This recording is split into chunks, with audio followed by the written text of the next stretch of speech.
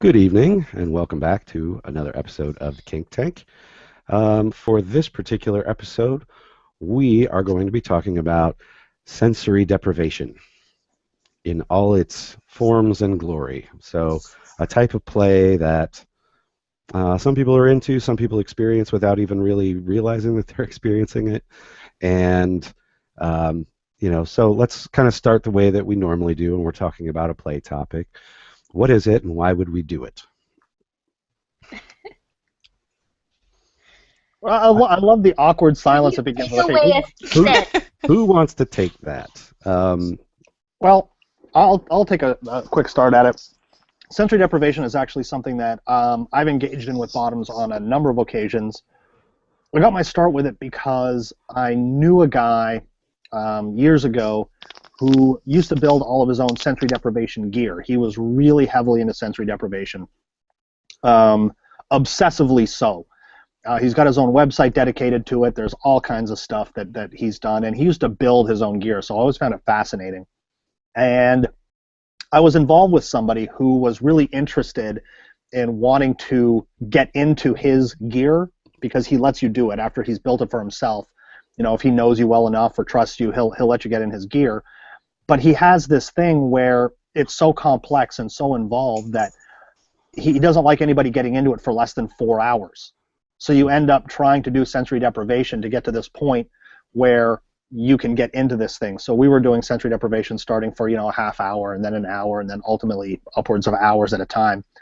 But in this case, sensory deprivation was our attempt at sort of full sensory deprivation, the absence of sound, the absence of touch, the absence of eyesight.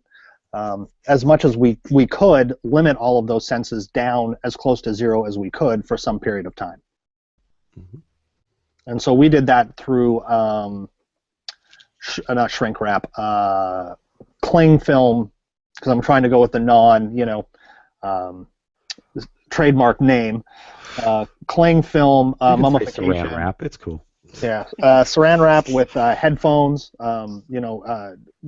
earplugs, and blindfolds, and then trying to control the temperature as much as you can to sort of body temperature to keep everything sort of even.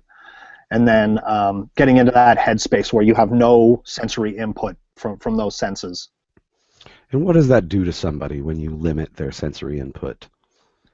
We have found it does a bunch of really interesting things. We have been proponents of sensory deprivation because of what it can do for the senses after the fact. Once you remove those senses, it really changes how things feel after the fact. Is what we've discovered. So you might be into something. We find that sharp and stingy type stuff works better. So if you're really into like needles or Wartenberg wheels or knives, that those sensations after a fair bit, I couldn't really tell you the time, whether it's like an hour or half an hour or whatever, but some period of time with sensory deprivation, those sensations start to feel much different afterwards. So it allows you to expand the range of sensations that you can give somebody without really having to expand your toolkit. Yeah, I think that for a lot of people, like, the main point of sensory dep is to mess with people. Like, when I ask them the first reason, like, why they do it, it's always like, well, I like to mess with your brain.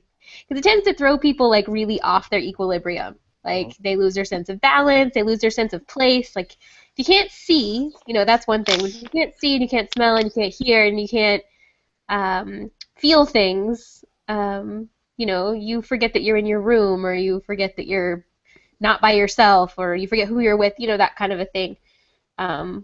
And then, of course, there's, a really strong element of, like, power exchange to this, because all of these things are out of your control. You can't see for yourself. All these things that you would rely on for survival, I mean, almost all the way down to breathing, are not in your control. And that's scary and hot and interesting to play with. If I may throw one in, that was a really interesting thing. This guy, the setup that he's got is actually referred to as the creature. And the creature has a connection on it because what he uses for sensory deprivation is actually like fireman's respirator. So it's like a full face-covered, breathable tank.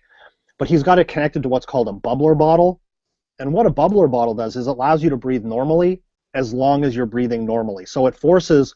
it's almost like the equivalent of a bong. You have to push the air through water and inhale and exhale through the water, and it doesn't limit it, but if you try to breathe too quickly, like if your heart rate gets up and you breathe quickly, it affects that mechanism and makes it more difficult to breathe. So you're constantly concentrating on maintaining a steady breathing pattern, which adds this other element of control. Mm-hmm. Well, and we're talking about some pretty in-depth, heavy-duty sensory depth. I mean, I always think of like altered states, and they have these tanks that they get in, which they're basically quiet, pitch black. They have them in Louisville. And you're sort of floating in water or some kind. I guess it's water in there. To make more of like a neutral buoyancy, to take away your sense of touch and so forth. And people go in short bus. They had them in short bus too. I remember that. That we're not necessarily talking about taking all your senses away at the same time. This isn't necessarily an all or nothing thing. So at its simplest, sensory deprivation could be as simple as adding a blindfold. So you add a blindfold to your play, and what happens, I found anyways, is that it kind of changes the game. So whatever it was that you were doing has a different impact. It has a different sort of processing that goes on in somebody's brain when you take their eyesight away. Mm-hmm. So if they can't tell what it is that you're hitting them with, that fucks with their head a little bit.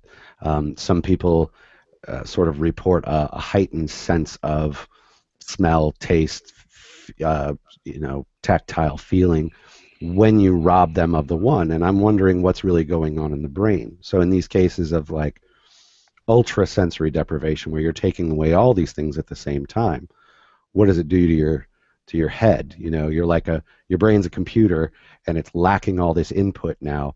What does it do with itself? Mm-hmm.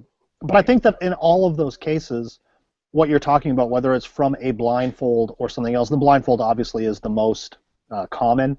Because when you think about any kind of scene or play, I don't know that necessarily smell or taste come into it too much. Now, don't get me wrong, I realize that there are situations where it is, but on a standard, say, impact play scene, you're really talking about hearing, sight, and sensation.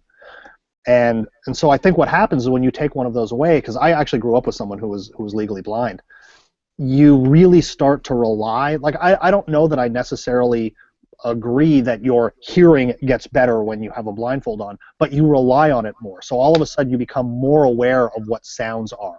Oh, I hear rummaging through the toy bag. Oh, is that the sound of like leather falls, rummaging around? Oh crap, is that the single tail? Like, I like it because you can play with elements of fear with it, but the reality of it is that all of a sudden things that don't matter, when you can peek over your shoulder to see what's going on, start to take on heightened importance. Is that 2 steps back? Is that 1 step forward?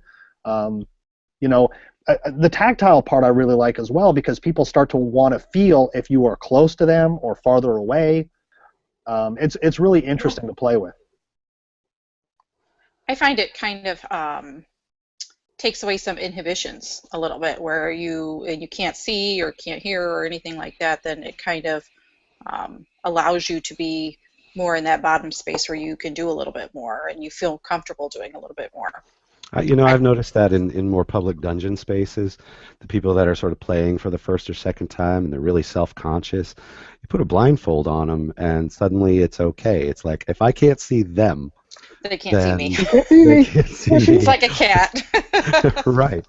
But it's a real thing. I mean, we're laughing about it, but it's a real thing. I mean, part of when people are self-conscious because they're not sure if the kind of play that they're doing is, are they being scrutinized? Are they being critiqued? Are they, are people just, basically eye-fucking their naked body? If you can't see what everyone else is doing, it makes it a little bit easier to get in your space, and like you were saying, Tracy, get sort of aligned. And it is actually helpful sometimes, even in a scene like that, whether it's to make them more comfortable or to make them a lot more uncomfortable. Mm-hmm. So they have a blindfold on and you tell them that there's 30 people standing around in a circle just watching us right now when there's really 3. You Right. know. So Right. here's how it can kind of mess with you. Back in the day, back in the olden times when we used to be on Mix Avenue, we had done, I want to say we had done a demo maybe, but we had done a mummification with a blindfold and earplugs. And so it was interesting because part of the plan was to go around and have different people groping on them so that they had no idea who that was. And it was people that I had picked, so I knew it was going to be safe and fine or whatever. But it's interesting how it messes with your head because you start, in the absence of that information, to fill it in with information you believe to be true, whether it's true or not. And so somebody came by with vampire gloves and was, messing through the saran wrap with vampire gloves. Well, for the people who are familiar, it was Julie that had the vampire gloves on. Mm-hmm. Okay, but the last person that Gypsy, who was mummified, had seen with the vampire gloves was Kenny. Yeah. So So she it must thought it have was been. Kenny who was doing it, which was interesting because in order for Julie to get everywhere, she was essentially straddling her face and was like, "Oh my God!" Like if I had known, but here I thought it was like Kenny's junk in my face, and so it was really interesting because it literally changes your perception of what's going on. So in her mind, she's visualizing what's going on, and it's completely wrong. Mhm. Mm-hmm. Well, there is a potential for mind fucks that way. I mean, there's that whole sort of like fraternity hazing idea of, you've got them, you've basically bent them over and you're holding them down and the pants come down and you're telling them they see the red hot branding iron and they're going to get branded on the ass. And, of course, you hit them with an ice cube and then they like go howling because in their mind they know that this red hot branding iron is going to come and touch their ass, and that's what they're waiting for. That's what they expect. And for the first little while, their brain is expecting that, so they think that they're getting branded, and they're really it's just an ice cube. The movie Punisher, he does that, but he explains what's going on. Mm-hmm. So he's actually got a hibachi cooking the brand, and Yeah. so he's holding a popsicle against it, and he's trying to explain how the brand actually cauterizes the nerves and you don't feel any pain immediately. And so he's literally eating a popsicle with one hand and cooking a steak with the other hand while he's telling the guy this story. And so he picks up the branding iron. You can hear it kind of hiss, and he presses the popsicle in and then drops the steak on the grill so the guy hears the steak cooking and smells meat. Right. So he's all screaming and wailing. Meanwhile, he's got a great popsicle stuck to his ass. So That's like Josie was saying, this is a power exchange thing, and it does take some trust to do that. So, if you thought that your top was actually going to brand you, and that was not okay under any circumstances, to let them take away your eyes or let them take away your sense of hearing takes quite a bit of trust. Yeah. To know that they're not going to do something that you've not agreed to, or do something that's going to, really hurt you, or, fuck with your head too badly or something. And I think that it was an interesting point that people raised, is that I've used blindfolds for both reasons. I've used blindfolds to make people uncomfortable, but I've used blindfolds even in scenes, private scenes, to make people more comfortable. It's really kind of interesting how the absence of that sense works differently, sometimes even with the same people, depending on the context. Mm-hmm. So I always found that really interesting. And sometimes there's, you really have to read the person that you're with to understand what's going to be happening, how they're going to process that and be interested. Because like I said, if you sort of create this implication that scary things are going to happen, you blindfold them, that fear gets amped up regardless of what you're doing. But if you are trying to calm somebody down and you blindfold them, as a lot of people have said, it sometimes lets you get into that space where you're ready for what happens next. Mm-hmm. Yeah, and as has been, the blindfold's a wonderful thing too, because then your bottom can't see when you stub your toe or whip yourself in the face or drop your flogger. So you definitely are a much cooler looking dom when your submissive can't see all the mistakes you're making. Mr. S, because some people, it's really interesting because when we talk about that, about blindfolds, we're blindfolds. It means it's fairly straightforward, but it's amazing how many people will get into like hoods, for example, which even let's just say for the sake of arguments, I know some people have an issue with it, does not restrict your breathing at all. but your whole face is covered. And that adds an element that some people find really difficult.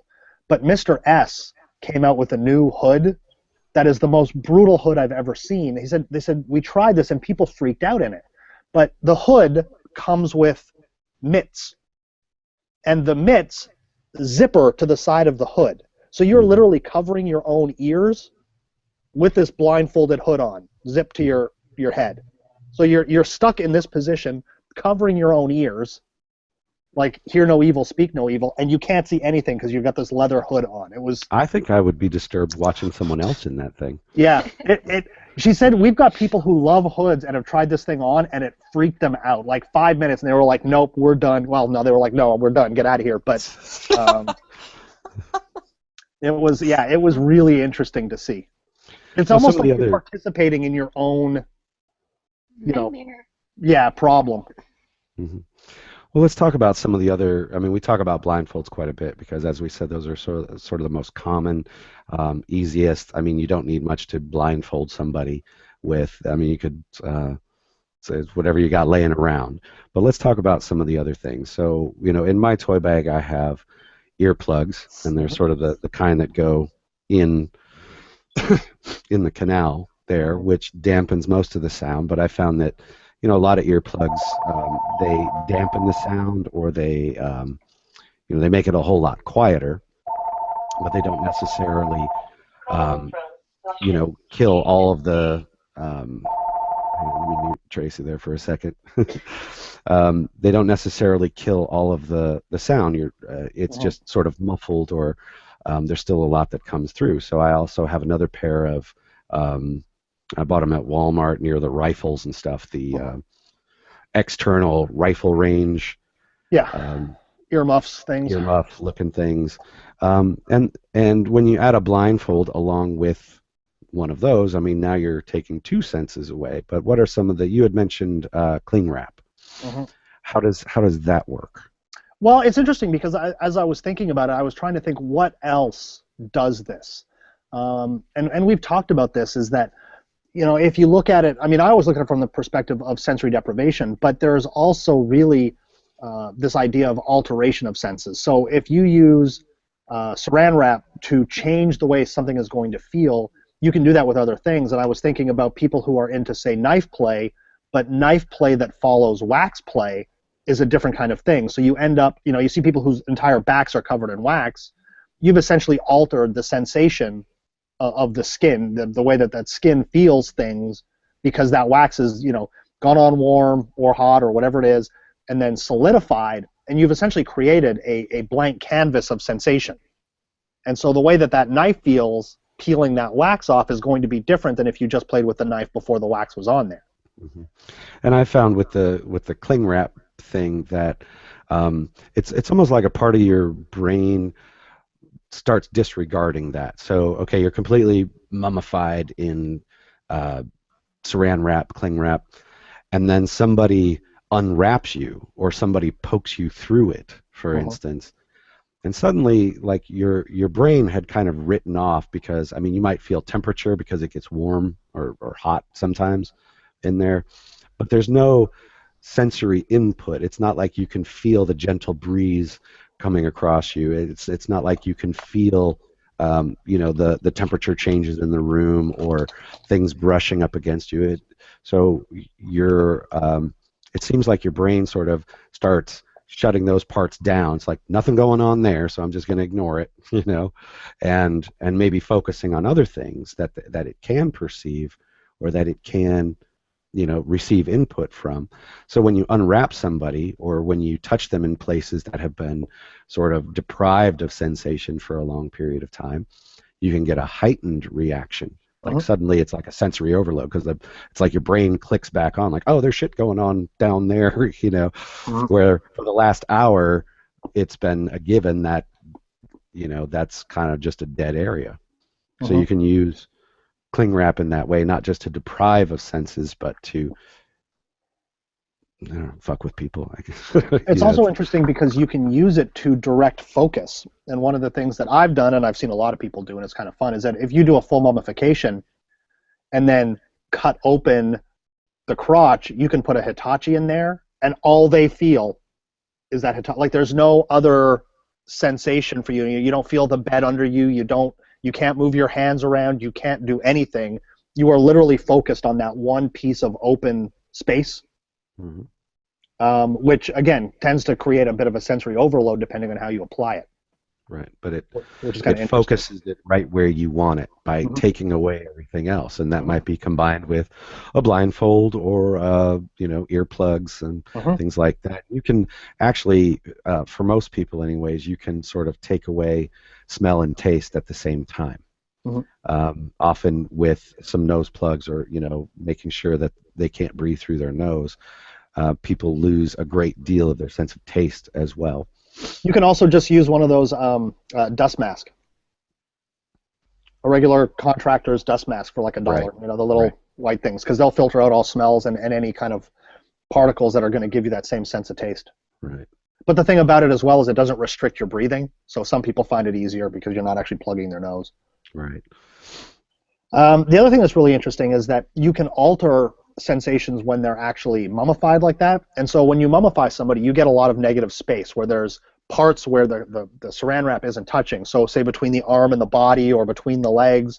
And you can play in those spaces, poking them, and it creates this weird kind of general pressure where that tension's being pulled from the rest of the cling film without actually going directly. So you can poke between their legs and they'll feel it on the outside of their legs because of the tension, as opposed to just poking them on the outside. So you can mess around with a little bit of how that sensation transfers because of the way it's all wrapped up.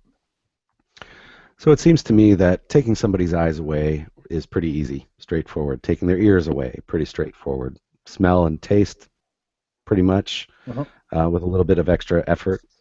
But it seems to me that whole touch thing is the hardest one to really get rid of. I mean, you don't need to get rid of it entirely, and I think people might actually get to a point where they freak out a little bit if they can't, feel anything anywhere.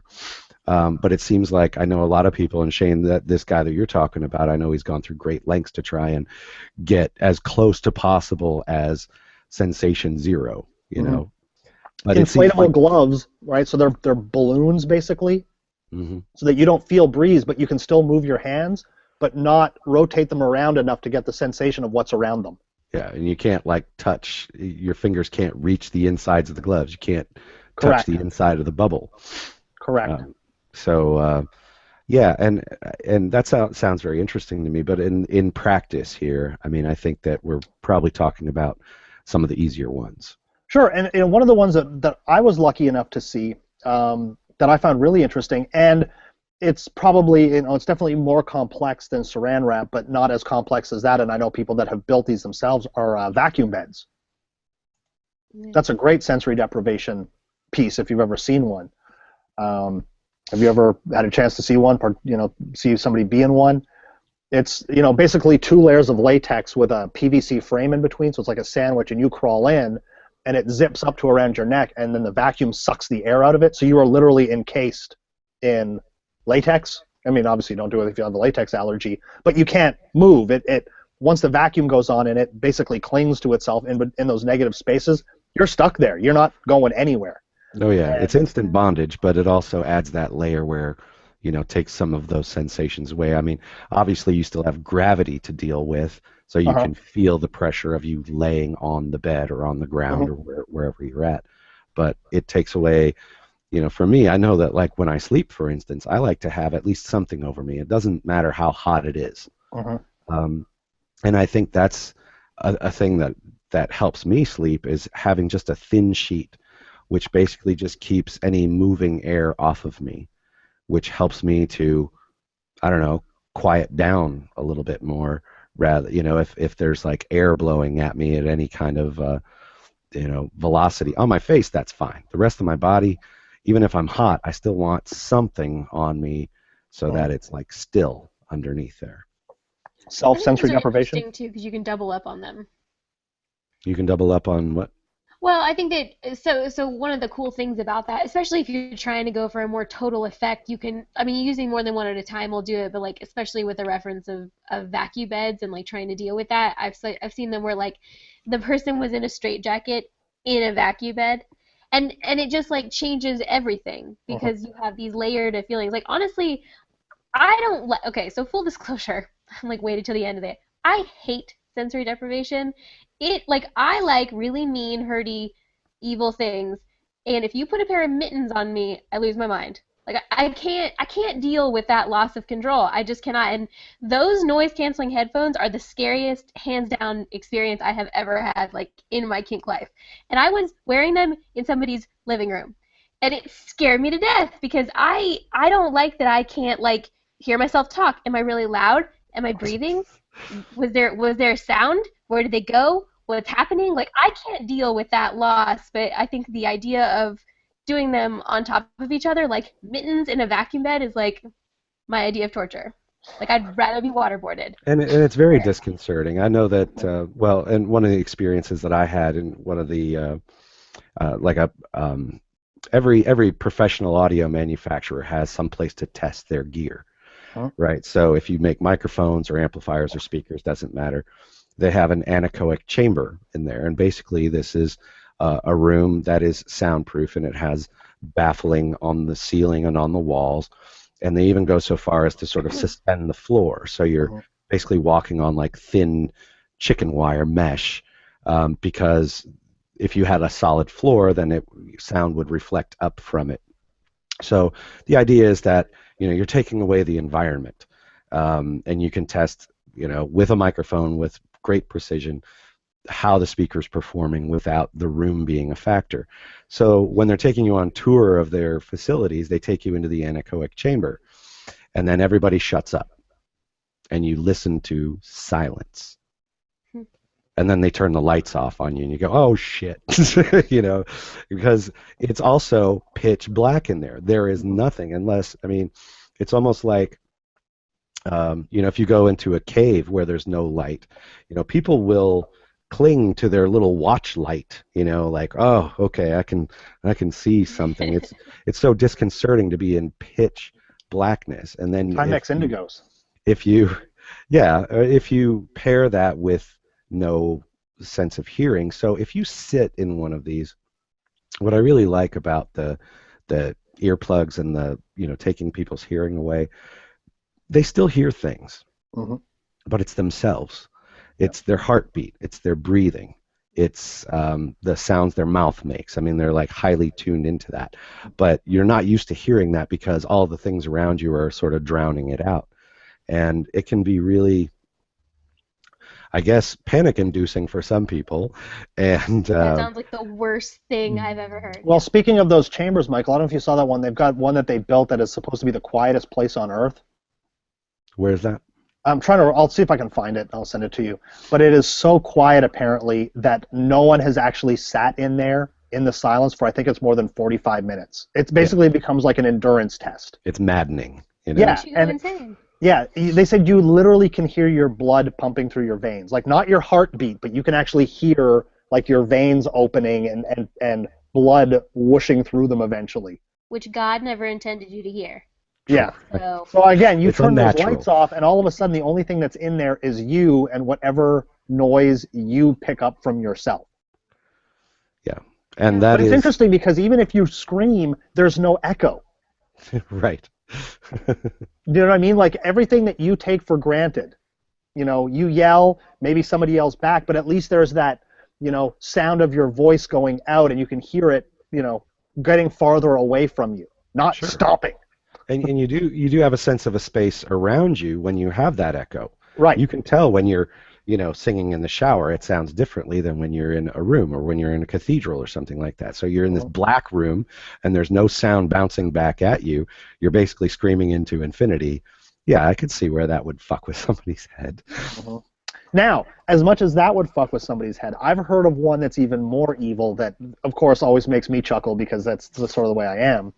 But imagine putting in headphones and then putting on the earmuffs and running through gothic, like old-style gothic music with the screams of, recorded screams of insane asylum patients just at that level where they just register at the level of the music. So you don't really hear them.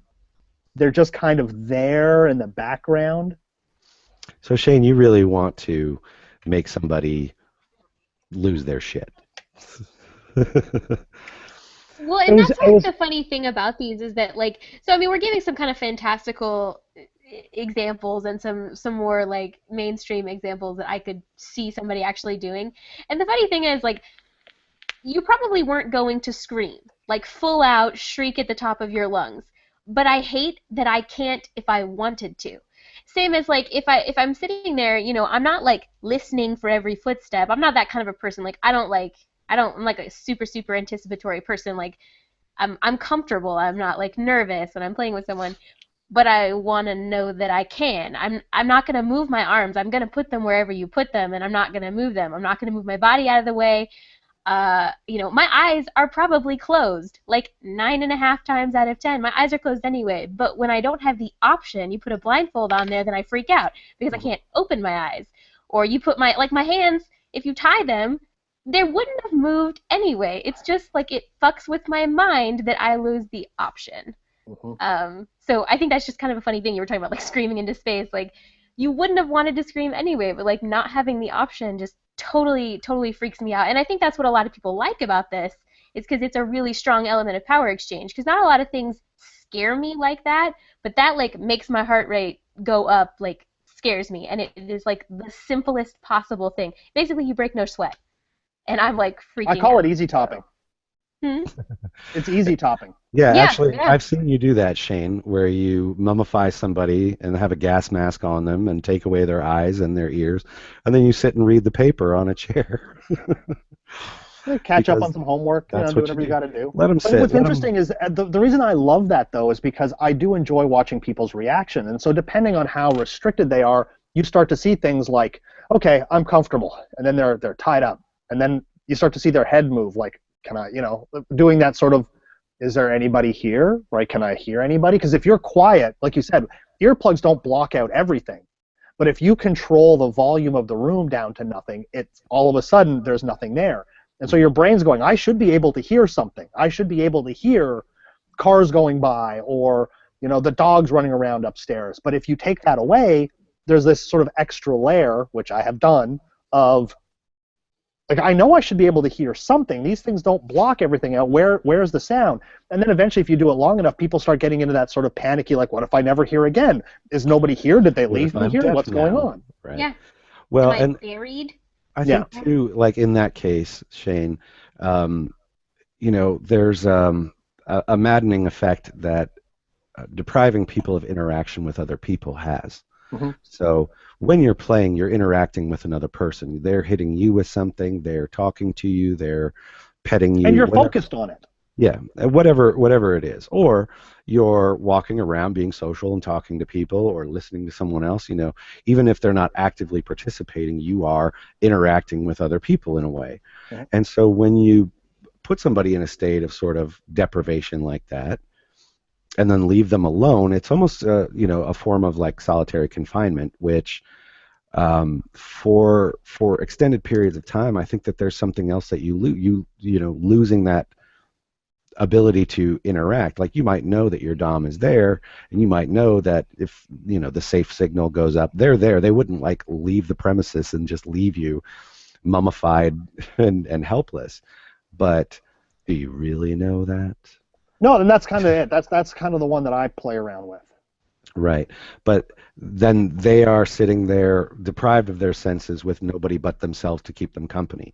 And Mhm. that can be as tough for somebody as just not having their senses. And the flip side is that I believe in people who run the spectrum. So if Josie is one of those people who it bothers them, it terrifies them. There are some people where that is like their happy place. I have mummified a number of people who fall asleep faster mummified than they do in the comfort of their own bed. It Mhm. doesn't matter what circumstance they find themselves in. You wrap them up, take away their senses, and it is literally lights out. Just done. Or they love it because it's terrifying. Yeah, but I think there's a certain amount of, you've got so much going on in your head that it's almost meditative, that if you take away all of that external stimulus, then all of a sudden that stuff starts to bother you less, and Mhm. you can focus on yourself. And it can be relaxing in that way. Okay. Any closing comments, experiences, tips and tricks before we move on to our next topic?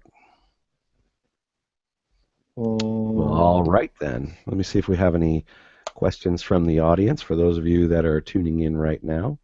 It looks like we have no questions or comments to address there. So we'll go ahead and move on to our next topic. The next topic tonight, we're going to talk about segregated or exclusive spaces. And this is something that we at the Kink Tank have had on the table for quite a while. Something to talk about, a topic when we're talking about, and originally we had thought about doing something like exclusive groups, but then also exclusive spaces. So, no women allowed, no men allowed, no whatever. And I think that we can probably cover this in one topic. Let's just talk about creating spaces and inclusive and exclusive spaces. So let's start with, let's talk about different groups, different types of, fraternal groups, little niche groups that we find in our communities and so forth that are exclusive. And we're going to limit this to kink? Yeah, let's do that. So gay bars. Okay. There's a your first sort of quick stab at and again we'll get into some of the intricacies of this, but gay bars are. Gay bars typically let in non-gay people. Well, I know, but I was going to say that's my point. We're going to talk about the creep and some of the subtleties of it, but traditionally or historically, gay bars were where gay men hung out, fairly exclusively, and that exclusivity generally was born of the fact that no one knew they were there. They were fairly low key. People didn't realize. I mean, there was a time when gay bars weren't advertised as gay bars. They just kind of became, like I know in the Highlands, there's sort of like the lesbian coffee shop. No one called it the lesbian coffee shop, but that ended up being where all the lesbians hung out, kind of thing. Mm-hmm. And so there's a low key sort of version of that. So you have those kinds of things. You have some of those interesting exclusive spaces are swingers clubs. Couples and single women only.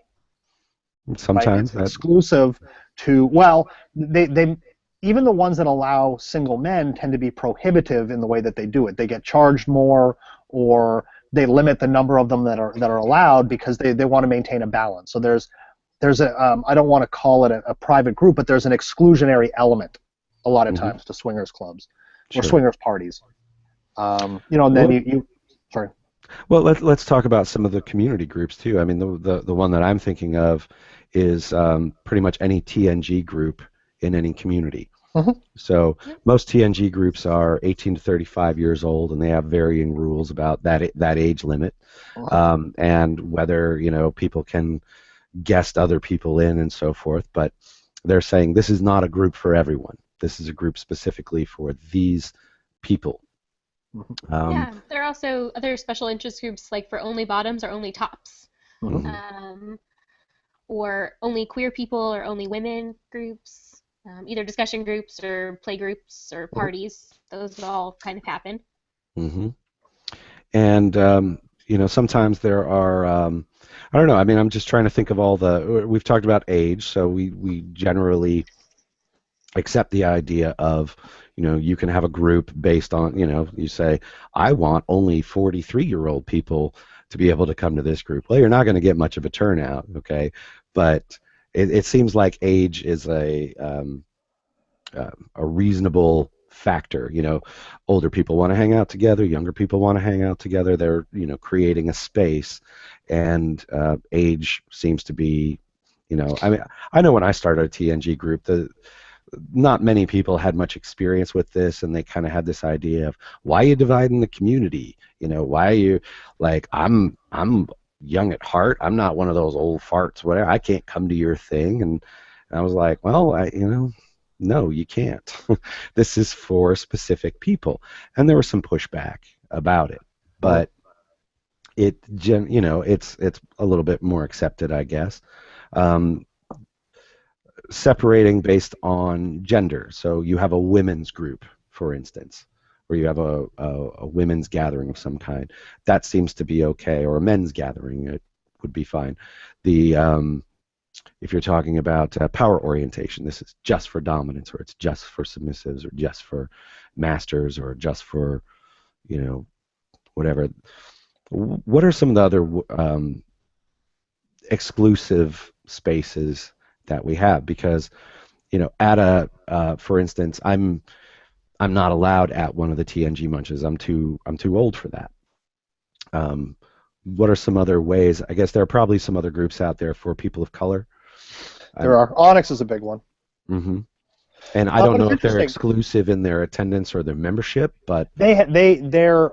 This is where it starts getting interesting. This is why I said I have a very nuanced and subtle view on this. But Onyx is interesting because you don't have to be a person of color, quite frankly, a male-identified person of color to be an associate member. You can be an associate member regardless. So these are people that support the club, but in order to be a full member or a voting member, you have to be a male-identified person of color. okay. So why do we do this? First of all, why do all the young people want to hang out together, or why do all the submissives want to hang out together? Why can't we all just be together all the time? I think it's easy to say that shared experiences is interesting, and I was talking, I was thinking of that when you were talking about the age thing. I think it's fair to say that people who are under 35 and people who are over 35, and I realize that's a huge range, and you're going to have people who are 34 and a 36-year-old can't get in, and there's going to be that big difference there, obviously. But the reality of it is that people who are 20 are going to have different experiences than people who are 40. And I think it's really interesting because when you look at the age thing, the TNG groups, they run as high as 35, but the problem is that for some TNG people, that's the only thing they can go to because of the number of events that we host either at bars or at venues that have alcohol, and they can't get in till they're 21. And so we have this, although it's a legal requirement, age separation that exists anyway, because people who are of age of majority 18 can't go to a lot of functions because they're not of drinking age. And so there's already an age separation that exists in much of the community. And so giving them a space where people, 18 to 21, and obviously, I know a lot of them go to 35, have at least a space where they can go is a bonus for them, is a benefit to them. Yeah.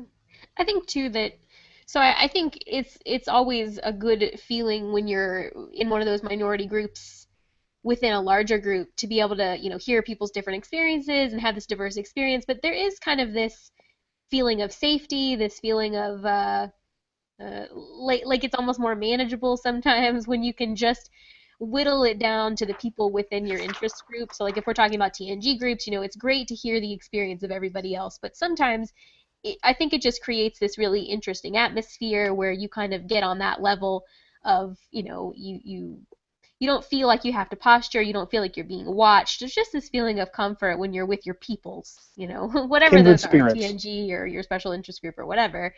I also think that, I was like getting ready for this topic and trying to think of some examples like to have in my mind because I didn't really know how I felt about exclusive groups, and I was trying to figure it out. And I was, I'm the maid of honor at my best friend's wedding, and we had a bachelorette party not very long ago. And, there's no boys allowed at the first part of the bachelorette party. We were going to go out to the bar afterward.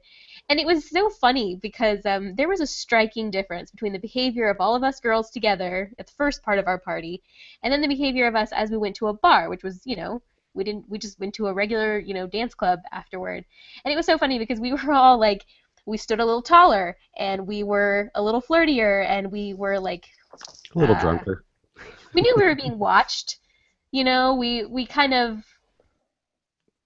wore less comfortable clothes. Like all of these things, they don't seem like they make a big difference, but they actually do make a pretty big difference in the way that we relate to each other. Not just the way that we relate to the other people that are around. And it just kind of made me realize that feeling that we had, it was just comfortable when we were with each other and we were in a girl's space and no boys allowed, and we talked about things we might not have talked about when we were being watched. So that just kind of stands out as a good example of why people say. So, can I jump in because I love that segue? Sure. This is where my nuanced and delicate view of exclusive spaces comes in. The issue that I have with exclusive spaces is their ability to discriminate.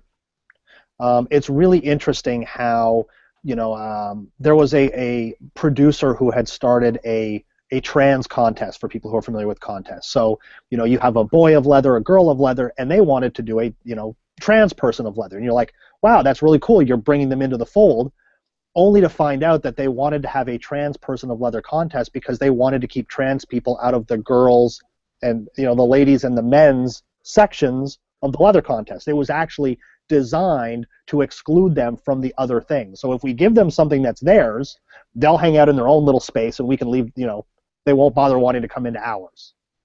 And so there's this really interesting way that things can get shuffled around. And so my view on this has always been sort of the higher up you are on the privilege scale, the fewer exclusive spaces you get to maintain.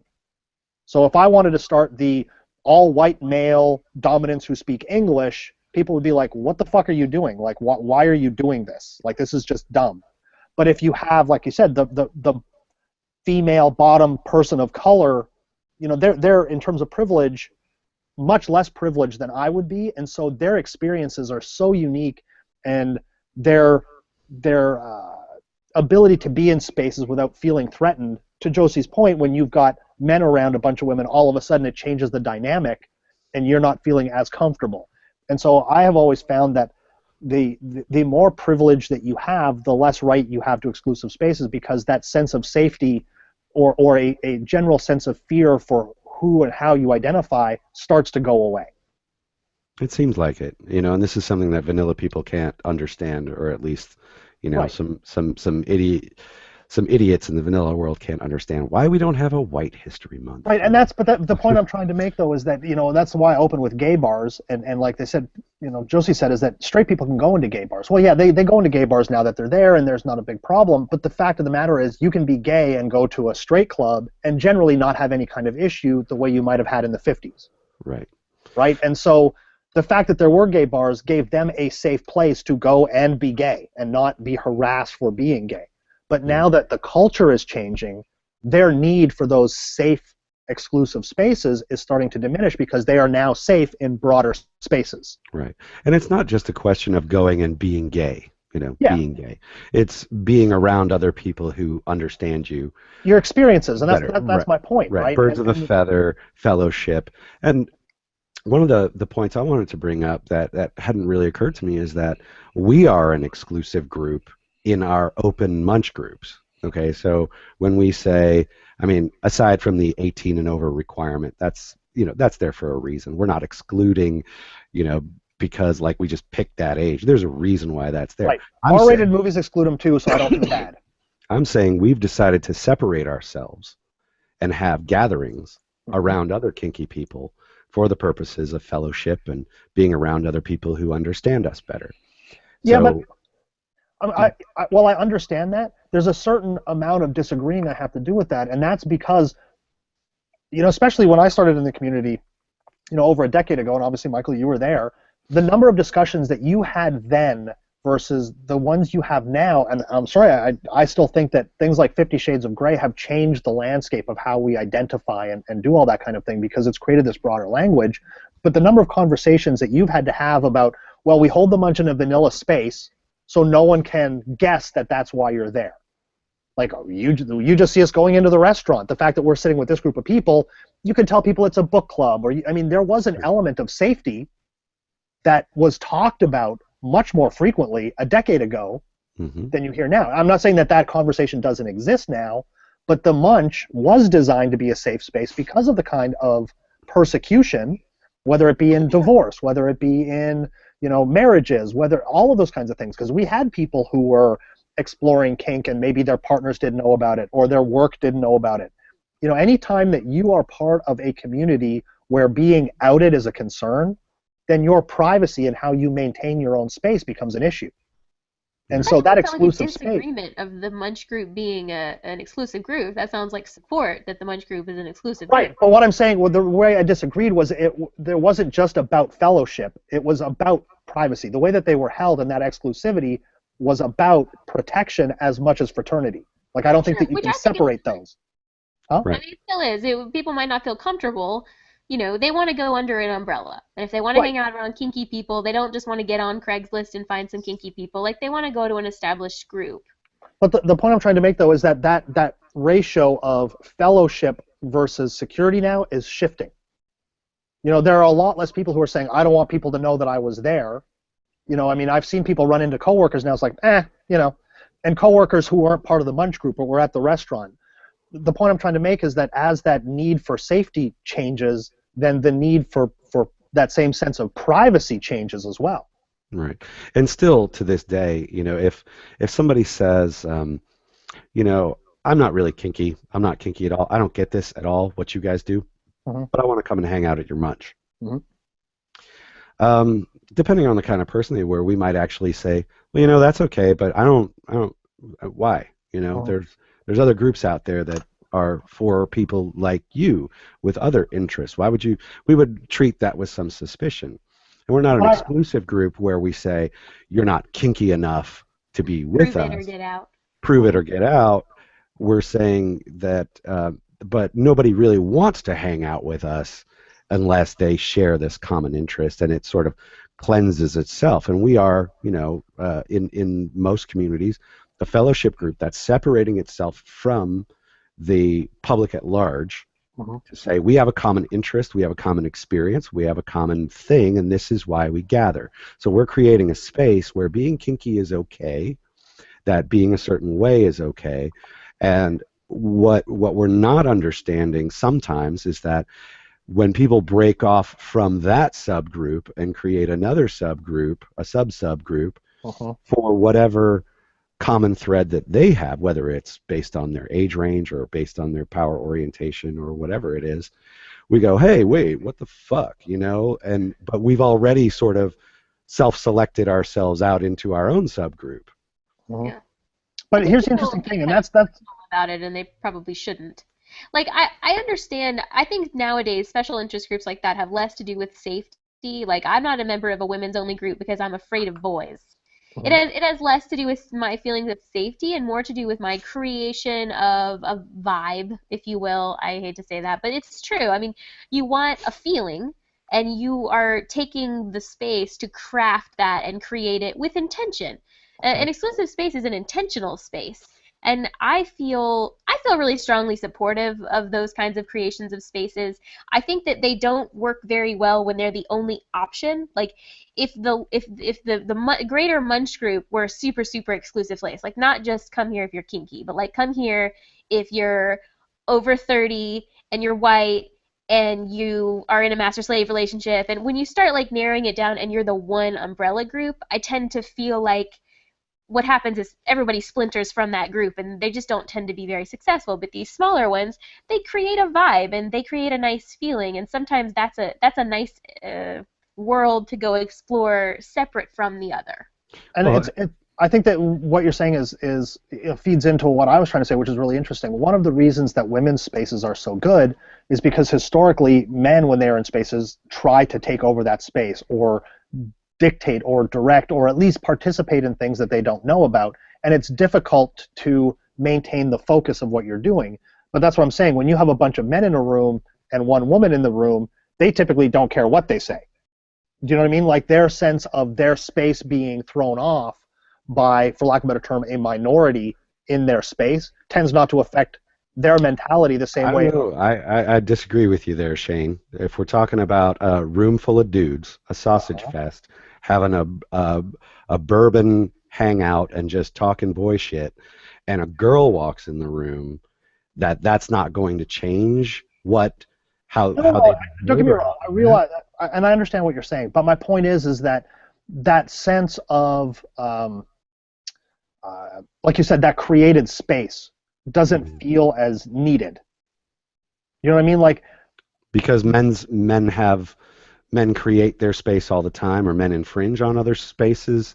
Kind of, yeah, in kind of that way. And it's interesting because one of the things that I had said, because one of the real bitter things that I have right now are exclusively gay male groups that identify as leather. Because there's a lot of people who identify as leather but are not identified gay males. And so they feel excluded from these groups. And to Josie's point, in a lot of cases, a lot of circumstances, that's the only group that's available to them in their area, in their region, and they are excluded from that. So again, we can say, talk about some of the kind of weird subtleties of who's included at the munch, but the reality of it is that anybody's allowed at the munch. And what I mean by that is we don't check to make sure that you're kinky. There's no fill in this, what have you done in the last 3 months? Is your membership card up to date? What color are you? What gender are you? We don't care about any of that. And so in theory, if you want to go to a munch and you know where it is, you can go. And if you decide to hide the fact that you're not kinky, no one's really going to give you shit. Right. Well, because we, at least at our, sort of local munch group here, we're the open group, and Right, we and always have been. But when you're talking about, a submissives group, and then I show up, then they're going to want me to show my cred. They're going to, and that's my point, though, is that because we have our local munch group, there is a place for kinky people to go, whether you identify as leather, regardless of whether or not you identify as gay or straight. There is a place that you can go. Even if it's this broad range, you can go. Now, in the leather community, those areas that you can go are much, much smaller, right? There aren't a lot of spaces where anybody who identifies as leather or identifies as, like, say, femdoms, right? If you went to a town and you were a female dominant who really believed in that sort of the femdom lifestyle, it might be very difficult for you to find a group that is going to understand and recognize what it is that you're doing. You know what I mean? If there's not a femdom group in your neighborhood and all there is a male dominant group, and because you identify as dominant, you want to go, and they say, well, we only allow men in, you're missing out on that experience because there isn't a place for you to go. And that's my concern, is that in the leather community, you have these clubs who are excluding women, who are excluding trans people, who are excluding straight people, and sometimes that's the only venue that they have to explore their kink or to meet people who are going to be like-minded. And again, the answer is, well, why don't you just go and make your own group, right? That's always the default answer. That's my answer. Right, I know, but my point is, as though, an organizer. Right, but my issue with that, though, is that unless you have a very specific reason for doing that, you end up spending all of your time justifying why you're trying to keep people out. You know what I mean? Wait, what? I'm confused. So if you're the person who wants to go to this place, but they only let in gay, male, identified leather people, and you're a chick who wants to go, why do you want to go to that space that doesn't want you there? That's exactly that. You make an excellent point, and that's kind of the point that I try to make, is that a lot of these groups are self-regulating. So if I was like, screw women, I want to go to the women's group, how long am I going to go there? For two reasons. One, I'm just that spiteful that I want to interfere in their space. Or two, I legitimately thought that there might be something of interest to me here, and after I go a few times, I realize that it's just not going to work for me, and I leave. Right? Those places are sort of, in a sense, self-regulating. If you maintain that structure, and the example that I'll give is that while we have the Louisville Munch Group, we have had other ostensibly open umbrella groups in the past, but the feeling was much different. If you went there, it was clear that they were, without having rules about it, more male dominant, female submissive identified. So if you were gay, you probably wouldn't feel quite right in that group. There was no one saying you couldn't be there. No one was even implying it, but you looked around and realized no one there was like you, and you probably wouldn't have stuck around. Again, female dominants were just like, no one's telling me I can't be here, but there's really nothing here for me. Right. It sort of became this, but I feel like we're going away from, like, I'm still confused about what the answer is for the other question. If it's a gay male leather group, and I want to go, why do I want to go to this place that doesn't want me to be there? Why is it such a bad option for me to either go to a place that does allow women or to start my own group? All right, so what my experience with this is that leather clubs have all kinds of things that go on. They have activities, they have fellowship, they have whatever.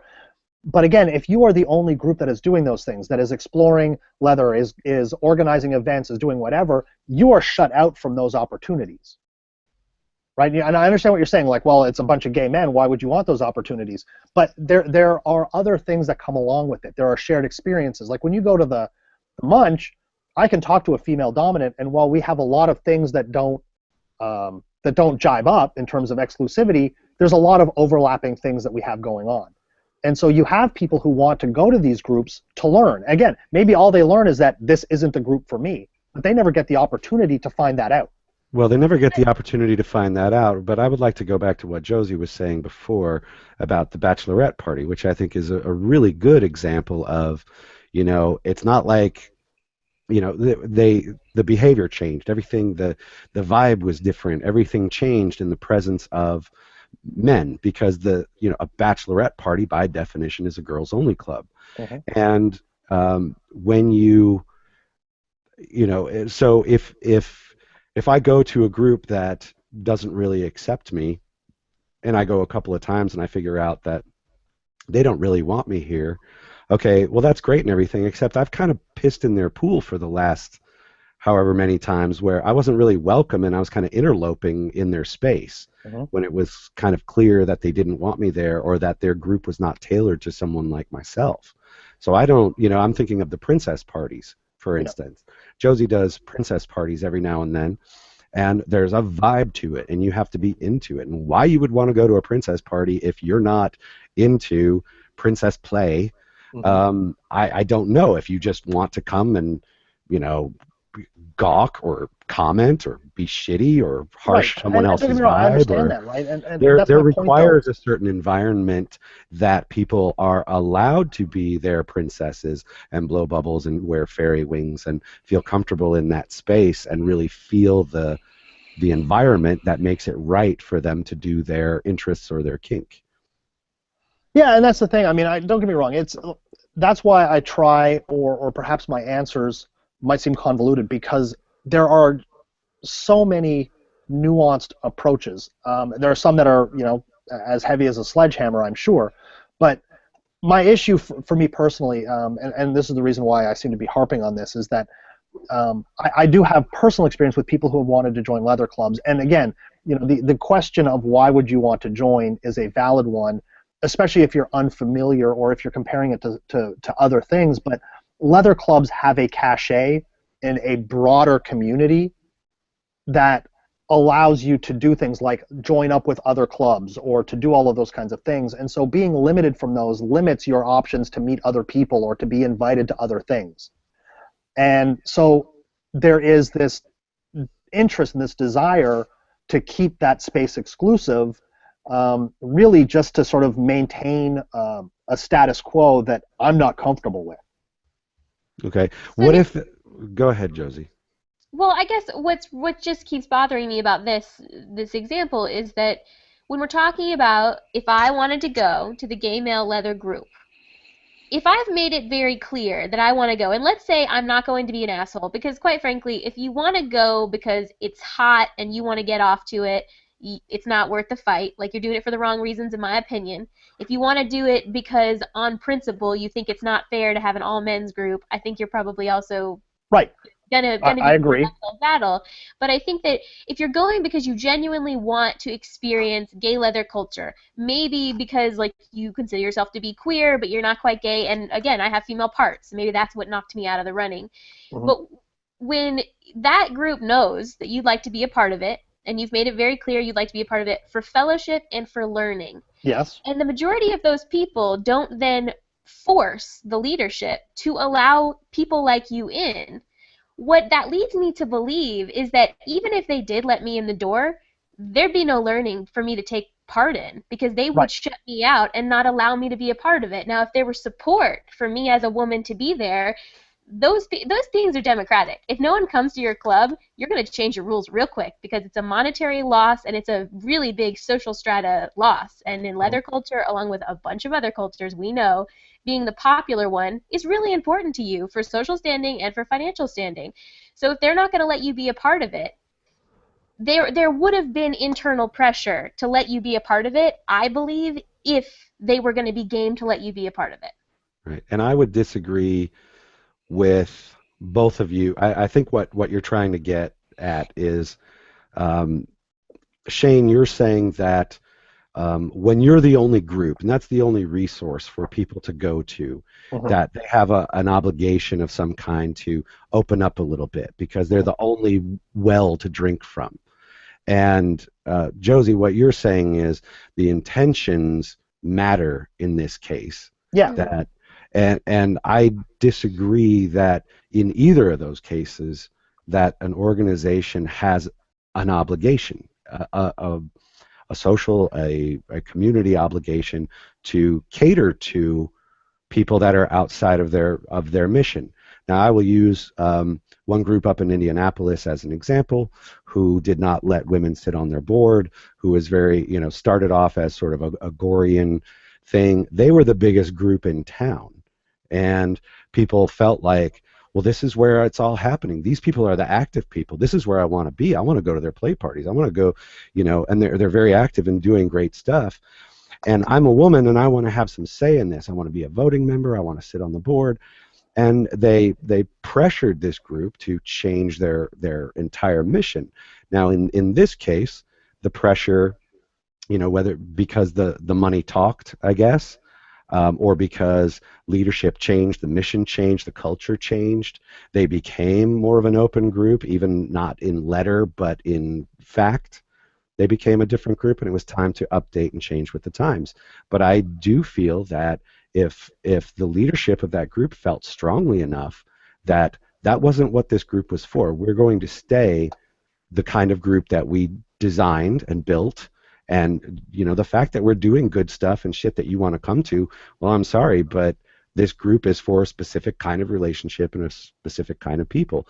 I wouldn't hold that against them for staying to that, because it is not their obligation, even if they're the only group, not just the biggest group, if they're the only group, because I do believe that these things, the market does sort itself out. If there is enough support for this, that people say, you know what, we're going to stop going to that group because they don't value female opinion, and we're going to do something else. Now, you need somebody in order to do that, but it will happen, and you will have another resource. And if you're wondering who's going to do it next, like, where can I go? Where can I go? Do it yourself. These people, worked hard to build this organization in the likeness or the image that they originally had in mind, and I don't think they're beholden to the community to change that for you. Right, and I guess and it's really interesting, and this is why I have a hard time with this as a topic, because it becomes a little bit of doublethink. I understand where you're coming from, but in my head, if I change those words, it just boggles my mind, which is, okay, well, you can't come to this exclusive kink space for all of these reasons. You go, okay, well, how valuable is that? How important is that? We don't have to let you in. And all I can think of is, you can't drink from the same water fountains as us. We made these for a reason, and they weren't for you, and you have no right to access this. Do you know what I mean? Like, I have a hard time not boiling it down to the same kinds of things that have kept people out of spaces for a long time. Like, I'm not comfortable with your kind of people here, just sets off your brain to go, well, why? Yeah, and that's not the kind of group that I would want to be involved with. And I think the problem that we have when people are upset about exclusive spaces or limited in some way is that they view these groups as community property or as public utilities. So it's a different kind of argument than the civil rights movement, where you've got a drinking water for black people and a drinking fountain for white people. You're talking about water. You're not talking about the right to go and have a drink with some leather people and have kinky sex. But again, though, Michael, that's kind of the point. If you have a fountain that says white people and a fountain that says black people, you've given black people water. So why should they want yours? It's the exact same water. They should just be happy with getting their own water. They don't need to, and we have all of these arguments about, if a civil union gives you everything that marriage gives you, but we're not comfortable giving you marriage, but you still have, there's just this whole equal but separate thing that starts to rattle around in my brain that makes me feel really uncomfortable. Yeah, but I think that what we're talking about too is that if you still have the materials, see, this is where I get really uncomfortable with people saying that it's like a separate but equal issue. I think it's kind of a completely different argument that just looks really similar. Because if there are other water fountains in town, it's kind of a non-issue. If all of the materials were laying on the street for you to build your own water fountain and disclude me from it, then that's also the case that we're talking about here now. Now, I personally agree with you that if you're the only game in town, I don't think you're obligated. I disagree with Michael. I think that if you're the only game in town, you're not obligated, but I think it's better policy to be as inclusive as you can be if there's a demand for it. And I feel like if I'm a patron of that place and I've heard that, they're letting us have a girls only party, but they're not letting us have a gays only party. I'm going to talk with my money and put pressure on that person to say, listen, you're the only game in town. It's a pain in the ass. It's a huge financial loss risk for them to build their own group, and they just kind of lose out on the whole experience because they have to build it themselves. Like, I'm going to expect that person to try to be a little more inclusive when there's less opportunity. I just feel really strongly about that. But I also know that I have been I have been lucky enough. I consider myself to be very lucky to have been allowed to spend time in a local leather bar. It's a real life leather bar. I am not a leather person.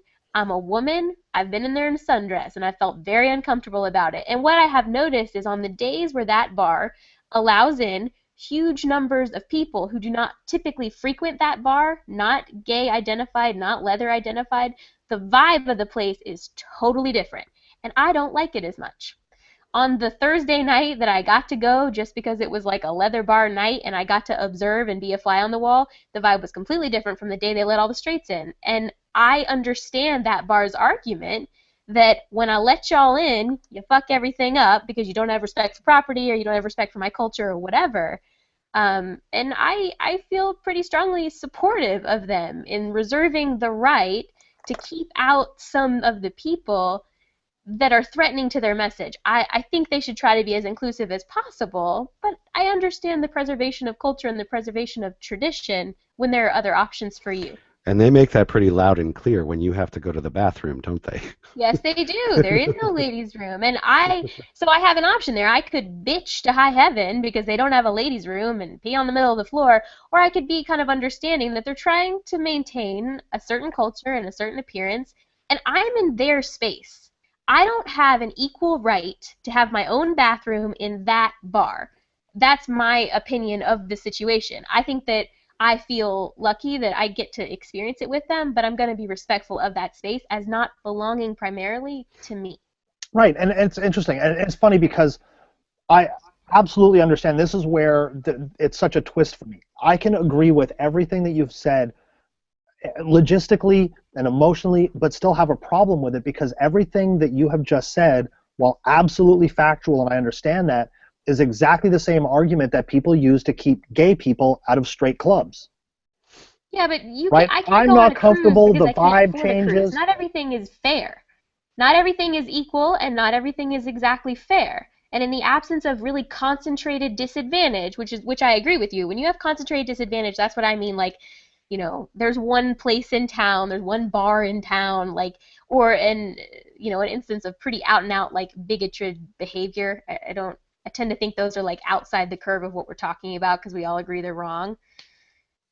Outside of that, I mean, do you think that everyone's entitled for everything to be perfectly fair and equal?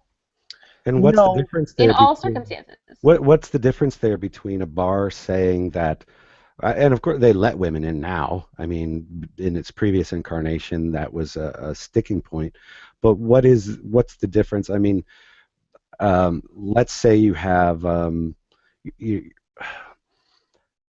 that you're entitled, and maybe the fact that it's a bar and it's regulated by the city and so forth, and the fact that they only have a men's bathroom is actually baffling to me how they get away with that. I'm not sure how that works, because you can't have a bar that's open to the public, that's not a membership space, that excludes women, not by law anyways. But everybody knows that that's the men's club, and they don't want the women in there. And they've softened that over the years because they've gotten a lot of support from leather women, and they know where their friends are and so forth. But what's the difference between, if you're going to argue that I should be able to go in there and do my thing, however that is, and whether that's respectful of the space that I'm in, or I'm a fly on the wall, or I'm rocking a tutu and sprinkling fairy dust on everybody, versus me saying, well, I should be able to go to the femdom group, and they're saying, no, this isn't the space for you. That's, I guess because you're saying there is no other leather bar in town, or because it's a public establishment. Well, no, like I said, I mean, I'm looking at it more from the perspective of culture. I know people, and again, we're getting hyper-focused on this thing, and I understand that I'm probably dragging it the direction, but, there were leather clubs in our community that allowed women. And they did not have an abundance of women, and the women who were there, because there was a vetting process that literally took a year or more, the minimum was a year to get in, the women who were there belonged there. They shared the same ethics, they shared the same culture, the values were the same. And so there was this process. Like you said, you wouldn't go through that if your only intention to be there was spiteful or to be a fly on the wall. You wouldn't go through that. And so the men who ran that club said, listen, if you are willing to put in the same kind of work to get in, but also do the same kind of work that we're doing about, furthering gay rights or working towards these LGBT, charities that we're working for, they were the only club in town. And so they let women in there. Now, the preponderance of women that were there compared to men was microscopically low, but they didn't prevent women from being there. Now there is another club that exists that purports to do the same things, but is keeping women out ultimately because they are uncomfortable having women there messing with the mojo of their space, despite the fact that that same space existed previously with women. Well, I don't know that that same space existed previously with women. And this is where, let's talk a little bit about play spaces, and going back to what I think Josie's great example of the Bachelorette, the idea of, the queering the vibe, so to speak, or changing, just the presence of people sort of changing the atmosphere in a way that some people may or may not like. Some people may accept it and think that that's a good thing. But there are small groups, and we don't ever argue that small groups have a right to say, I can invite 5 people to my birthday party, and I didn't invite you, so no, you're not coming in. Fuck you. This is my house. And but then there comes a point. There's like this critical mass, I think, where the people knowing about it, or people or the amount of activity or the membership, where then people start looking at it not like a private group for just my friends and what we want to do and create the space that we like, but as a public utility that I'm now entitled to. You're the only one in town, so I get to partake in this. And I don't think that there's any size of group, because it seems to be that that's the breaking point when people stop looking at it as a small group of people who have a right to make their own space however they like it, and a large group who's now a public utility that belongs to the community, who now is beholden to the community's wishes. So some of these people may have actually belonged to the other group and said, you know what I didn't like about that group? The women. I didn't like that they were around. I thought it made playing weird. And if you go to a play party that's just men, and you add one woman in that room, does it change? Shane, you're saying not really that much. No, I'm saying it depends on the woman. And it's really interesting because, to use Josie's example of, and I think we're probably talking about the same bar, I've been there when that bar was full of leather people, including women, and the vibe was entirely different, right? So it's like got kind of that leather bar vibe, for lack of a better term, right? We'll trademark it, official leather bar vibe. And they have just as equally let in non-leather gay men, and it shot the vibe to shit because they had no respect for the space. They were not leather people. They may have been gay, they would have qualified under every rule that the bar had for inclusion, but they still fucked the vibe up more than the leather women who were in there. Mm-hmm. You understand what I'm saying? You can't plan for all these contingency. I think that's the other problem. It's a bit of a failure of articulation, and I think some of the leather contests have also found this as well, because it comes down to this whole nightmare of like trans people and what the right kind of trans person is to let people in, and whether a queer butch person counts, and all of this craziness. And it really is, it's a failure of the language, and it really does come down to intention. And I think what the problem ends up being is that I can't legislate intention. I can't do that. And it's much easier for me to say men only, women only, girls only, old people only, leather people only. It's much easier for me to just say that. And I think that that's unfortunate because a few bad apples, I think, have ruined the whole barrel. I would be sad if I weren't allowed to go to these places. And that's one of the reasons why I am so careful about trying to be respectful of those spaces, but it's the people that go in with bad intentions. And that's why I was so curious about what you were saying. Like, I wasn't challenging the idea. I was just trying to figure out, why would that person want to go into that place, because I absolutely agree that it matters. And I absolutely am sympathetic to the person who can't figure out how to legislate that. Like, I threw a princess party. I had a couple of people that came like as like princess handlers, and I wanted to kick all three of them out because they were really fucking with my vibe. And you wouldn't think that three people could throw off a party that big. It did. It bothered me a lot that they weren't participating or engaging in the way that I wanted. But short of like writing down a checklist of like do's and don't behaviors, I recognize the challenge of that. And I understand why they go to the more obvious examples, even though I disagree with some of them. But it's really interesting because, one of the things that keeps coming up when we kind of get away from the leather thing was the bachelorette party. And so it's like, should men be allowed at the bachelorette party? It's traditionally a women's thing, right? And I understand that. But what's incredibly fascinating about that is now this huge backlash that non-leather gay clubs are having towards bachelorette parties, because bachelorette parties will often go to gay clubs because they don't want to get hit on. So if they go as a group, it's a much safer space for them. But what happens is, because these are parties showing up at parties, a lot of times they're showing up drunk and disrespectful of the spaces. And so now that's turned into a backlash about how we don't want women in the club. Well, no, you don't want a bunch of drunken dicks in your club. You want people. I mean, I don't think you have anything against bachelorettes or bachelorette parties. You have a problem with 12 obnoxious drunks coming into your club and dancing on the table and disrupting the drag show. Like, that's a different thing. Like they own the place. Right, but the thing is, so your only answer is, how it registers in your brain is, fuck women, we don't want them in our gay club anymore. Right. And then when you say that, you've now said we can't allow lesbians into our gay club because they happen to have the wrong parts. Right. Right? And again, that's my point, is that if you have a concept of why you are in a space, like you said, intentions. If you have bad intentions, you typically don't last long. Like I said, spite only lasts for so long. Like, screw you, you said no women, I'm going to go there just because I'm a woman. Oh, wait, you're talking about circumcisions?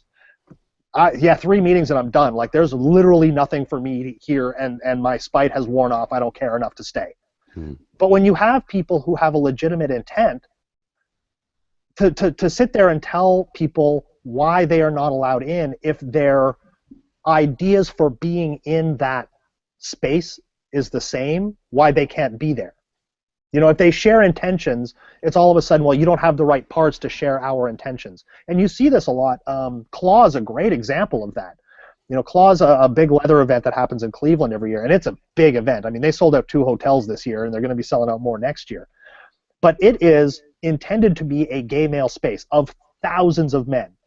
And so when women show up, they're like, eh.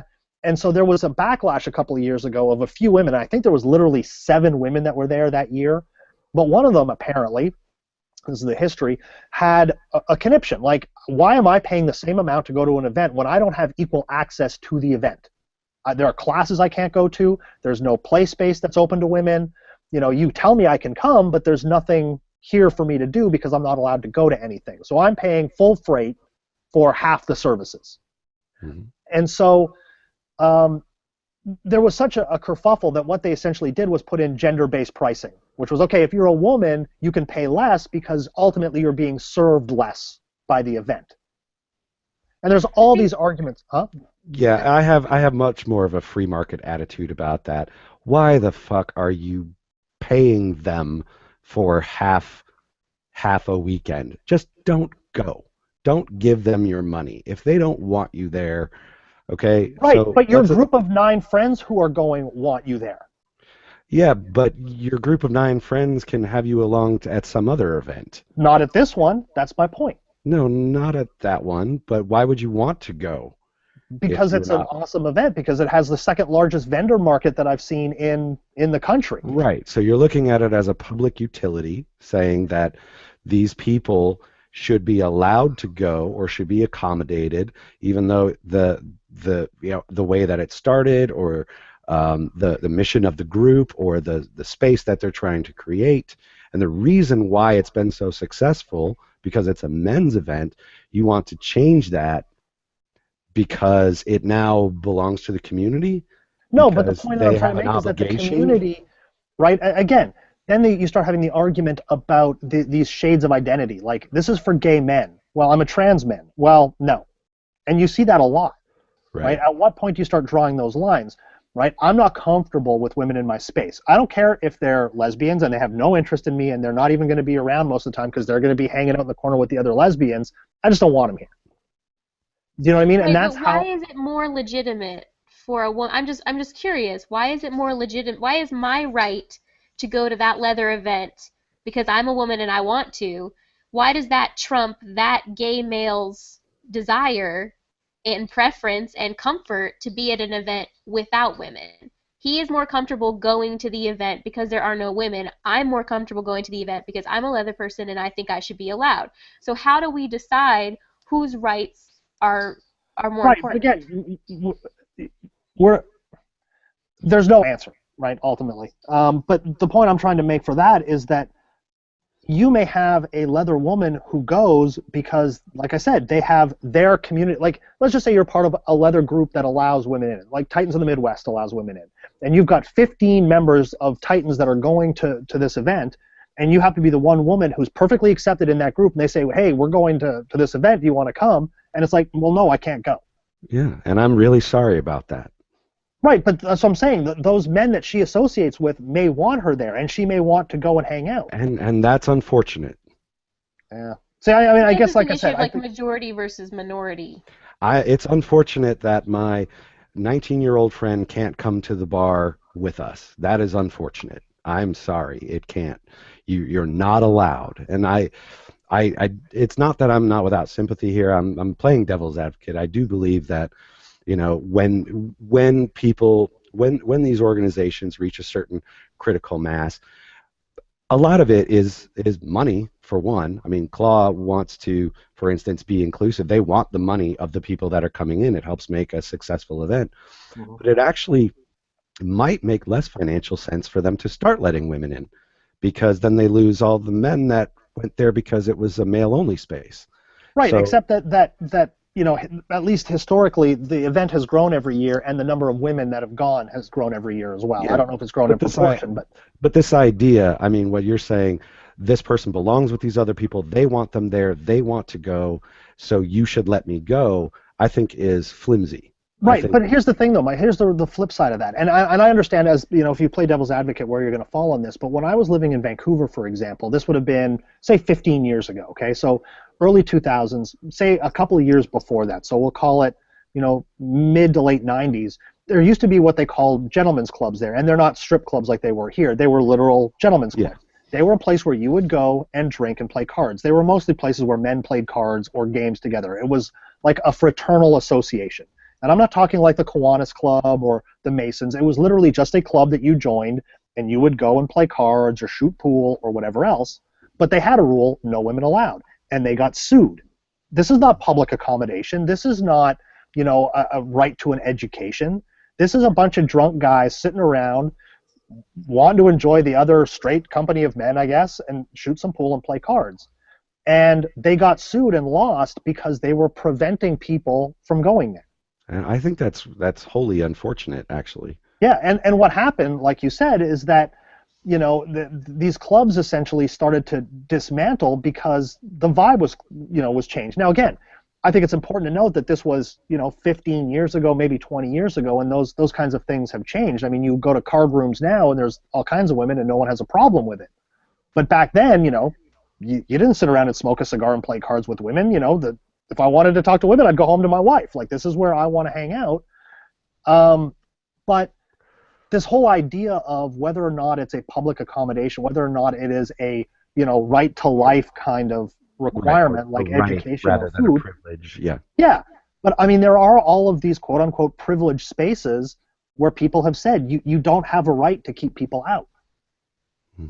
I just think that you have to be really careful when you make these arguments based on principle. This is where I tend to go a different direction because if on so here's the thing. I could go to that establishment and say, listen, on principle, you're a public place, I should have a bathroom. It's wholly, completely patenty, unfair on principle because you're a public bar and you don't have a bathroom for me, and I could raise some serious hell about that and possibly win. But I don't want to because I'm respectful of that space and their vibe. Same as like this place, if they want to have like a gentleman's club for like boys to go and have a drink after work, that's cool.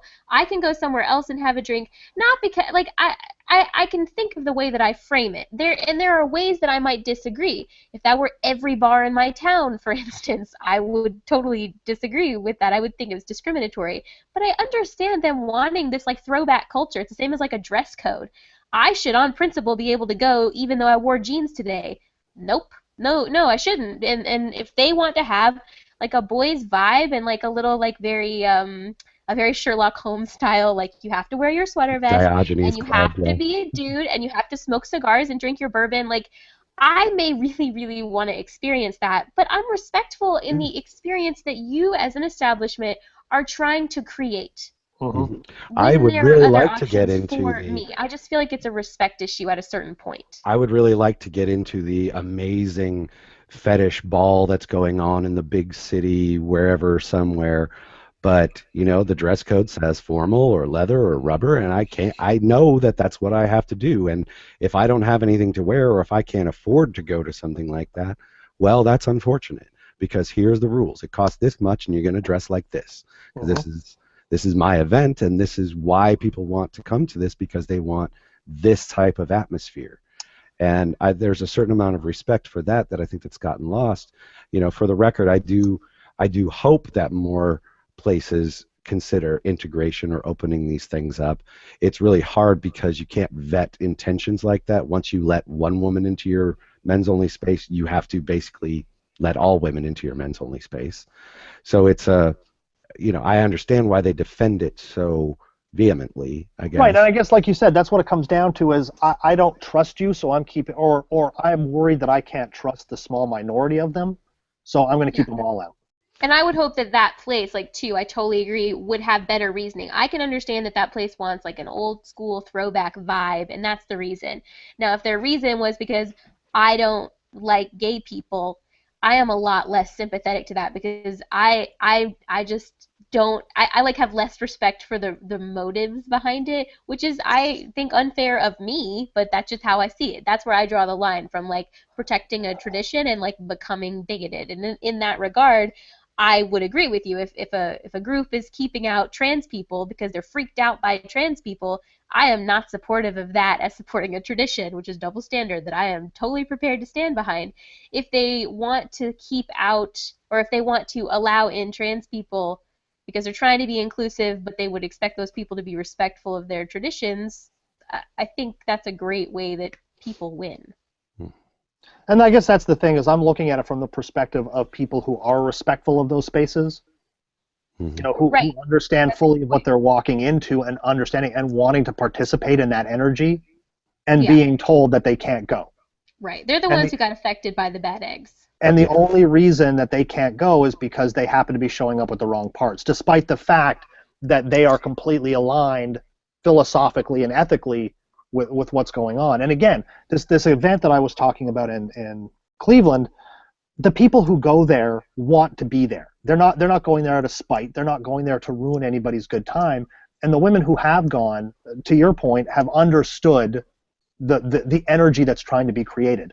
All they have said is that when you look at other events that cater, and I don't want to say exclusively, but predominantly to gay men, which quite frankly is most leather events, they've had at least the for lack of a better term, the courtesy to open spaces in there that are available to women to at least allow you to share space, but still maintain some privacy for the different groups.